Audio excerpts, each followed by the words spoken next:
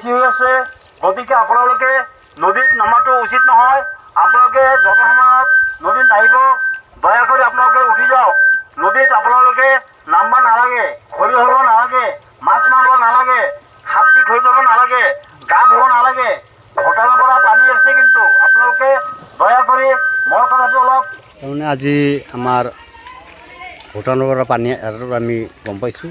সেইকাৰণে মই গাঁও প্ৰধান শ্বাহ আলম, মোৰ এইটো এলেকা নাৰায়ণজুৰি মানা কাষৰীয়া এইটো অঞ্চল। মানুহে কিন্তু নদীত আজি খৰি ধৰাৰ কাৰণে শুনছিল, তাতে মই বহুত জিজ্ঞেস কৰিছোঁ, শুনছে মানুহে মোৰ কথা।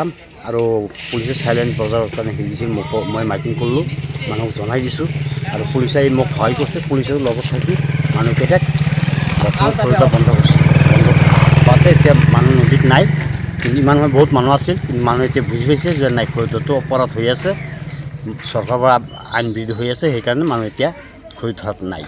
সেইকাৰণে গোটেইকেইটা মানুহ লাহে লাহে উঠি ঘৰ পিনে গৈছে, ঘৰ পিনে গৈছে। ঠিক আছে। ভূটানৰ পৰা পানী এৰি দিছে। ভূটানৰ পৰা পানী এৰাতে পানী দীৰ্ঘ সীমাৰ ওপৰেদি বৈ আছে, পানী বেছি হৈ আছে। গতিকে আপোনালোকে নদীত নামাটো উচিত নহয়।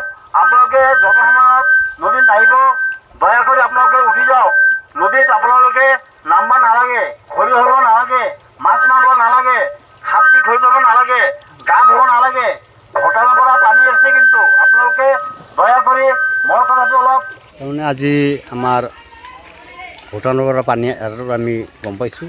সেইকাৰণে মই গাঁও প্ৰধান শ্বাহ আলম, মোৰ এইটো এলেকা নাৰায়ণজুৰি মানা কাষৰীয়া এইটো অঞ্চল। মানুহে কিন্তু নদীত আজি খৰি ধৰাৰ কাৰণে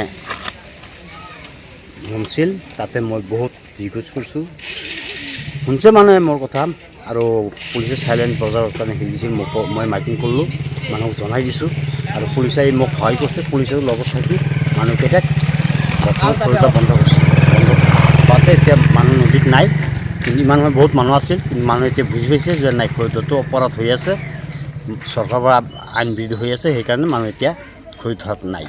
সেইকাৰণে গোটেইকেইটা মানুহ লাহে লাহে উঠি ঘৰ পিনে গৈছে, ঘৰ পিনে গৈছে। ঠিক আছে।